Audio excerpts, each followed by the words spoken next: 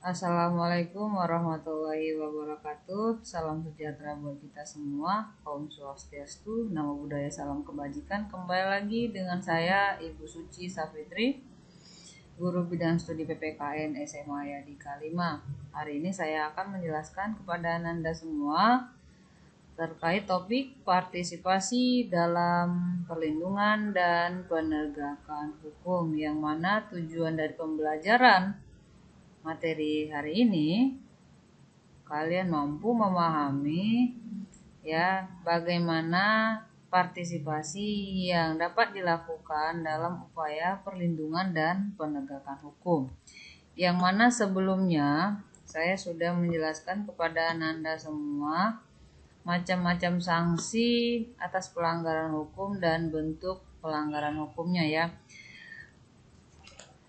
Ananda sudah paham bahwa pelanggaran hukum itu adalah sesuatu tindakan yang tidak benar gitu ya.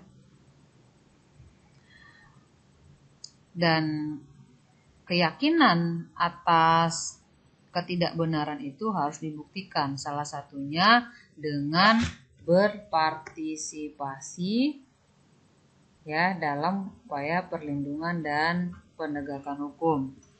Nah, ketaatan dan kepatuhan terhadap hukum yang berlaku ini adalah konsep nyata dari diri kita sendiri yang diwujudkan dalam bentuk perilaku ya yang sesuai dengan sistem hukum. Nah, tingkat kepatuhan hukum ini ya diperlihatkan oleh kita sebagai warga negara dan secara langsung menunjukkan tingkat kesadaran hukum kita gitu. Jadi kalau Ananda melakukan tindakan yang sesuai dengan hukum, artinya secara tidak langsung menunjukkan bahwa tingkat kesadaran hukum kalian itu cukup baik. Nah, begitu. Nah, sebelum Ibu Suci menjelaskan apa-apa saja contoh kepatuhan terhadap hukum di lingkungan keluarga, sekolah, masyarakat, dan kehidupan berbangsa dan bernegara, tentunya kita perlu tahu dulu ciri-ciri seseorang yang berperilaku sesuai dengan hukum. Yang pertama, disenangi oleh masyarakat pada umumnya gitu ya. Yang kedua, tidak menimbulkan kerugian bagi diri sendiri maupun orang lain. Yang ketiga, tidak menyinggung perasaan orang lain. Nah, banyak nggak orang yang menyinggung perasaan kita? Banyak, berarti orang itu tidak patuh terhadap hukum ya. Dia nggak menunjukkan ciri-ciri patuh hukum. Berikutnya, menciptakan keselarasan. Yang kelima, mencerminkan sikap sadar hukum. Dan yang terakhir, ciri-cirinya mencerminkan kepatuhan terhadap hukum. Nah, baik. Nah, kita langsung aja ya. Apa-apa saja contoh sikap ya patuh terhadap hukum di lingkungan keluarga. Yang pertama di sini menaati perintah orang tua. Gitu ya. Apa yang disampaikan, yang diperintahkan oleh kedua orang tua kita taat gitu ya. Sami'na wa ata'na, kita dengar dan kita laksanakan. Nah, itulah taat. Yang kedua, saling membantu antar anggota keluarga. Nah, jika ada kakak yang kesulitan dalam pekerjaannya gitu, nah kita boleh bantu ya, ringan tangan dalam membantu keluarga, sahabat, tetangga dan lainnya ya. Nah, karena ini di lingkungan keluarga, maka kepatuhan terhadap hukum itu kita saling bantu antara anggota keluarga. Yang ketiga, melindungi anggota keluarga. Nah, melindungi ini kan artinya memberi rasa aman ya. Nah, memberi rasa aman kepada anggota keluarga, baik itu adik, kakak, abang, orang tua. Nah, kita sebagai warga keluarga haruslah memberi sikap perlindungan gitu ya. Jadi ketika ada adik yang kita pikir dalam kondisi yang sulit gitu ya kita lindungi gitu supaya bagaimana adik kita ini selamat, benar nggak? Nah, kemudian yang kedua, kepatuhan terhadap hukum di lingkungan sekolah. Nah, tentu saja contoh dari partisipasi kita adalah membantu teman ya tentunya membantu teman untuk hal yang baik. Tapi kalau bantu memberi contekan itu baik enggak baik kan. Nah, berarti itu bukan membantu teman, tapi akan mempersulit teman di masa depan karena kebiasaan nyontek begitu ya. Jadi membantu itu ada konteks yang menaati peraturan sekolah artinya taat terhadap perintah dan larangan yang sudah dibuat oleh sekolah. Tata tertib sekolah itu kan beda-beda setiap sekolah, jangan disamain gitu ya. Jadi karena di SMA-nya di Kalimantan punya peraturan sendiri, ya warga sekolah juga harus patuh dan taat.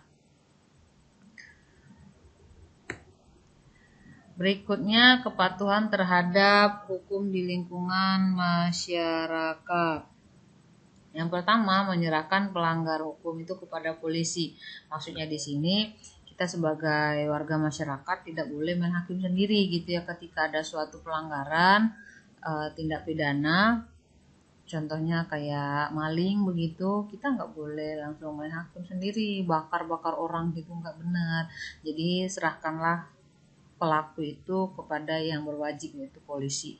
Yang kedua, mengikuti kegiatan Siskamling. Nah, ini kalau ada di daerah kompleknya Siskamling ya ikut serta di dalamnya. Itulah bentuk kepatuhan dan partisipasi kita dalam upaya perlindungan dan penegakan hukum. Yang ketiga, menjaga hak-hak tetangga. Nah, kita hidup bertetangga ini ya punya hak dan kewajiban gitu ya. Kita punya hak dalam contohnya dalam berpendapat, bicara gitu, tapi ya kita harus bertanggung jawab, benar nggak? Kita harus menghormati hak-hak orang lain dan hak tetangga di sini, nggak boleh sembarangan lah, intinya begitu.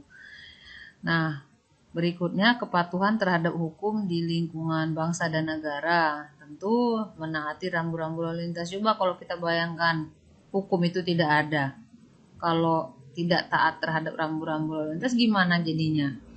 Kita ini ya nggak sadar, kita nggak tahu bahwa nggak boleh nikung sebelah kiri gitu. Itu kan karena ada hukum, makanya nggak boleh nikung sebelah kiri karena ada hukum.